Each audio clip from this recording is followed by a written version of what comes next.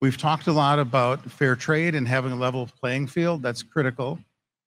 Intellectual property theft, which has been, extreme within some of the industries and making things very important. Third, you think about some of the technologies that manufacturing companies employ: controllers, servers, technology, computer vision, and thinking about the cyber risks that come with critical infrastructure when you're looking at the underlying technology and the source of that underlying technology. It's very visible here in manufacturing.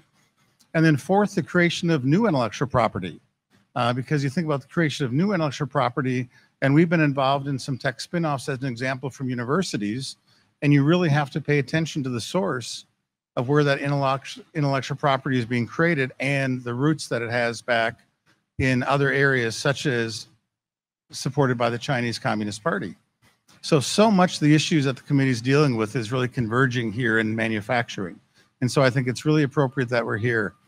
But I think the other thing is I do have an incredible optimism for the US economy and incredible optimism for the manufacturing sector, because I do think at the core, I have the great privilege of seeing innovators, young people, people who've been in industry, people who've seen problems, coming up with new solutions to solve problems.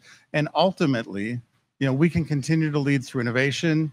While they're playing with old intellectual property, we continue to create new.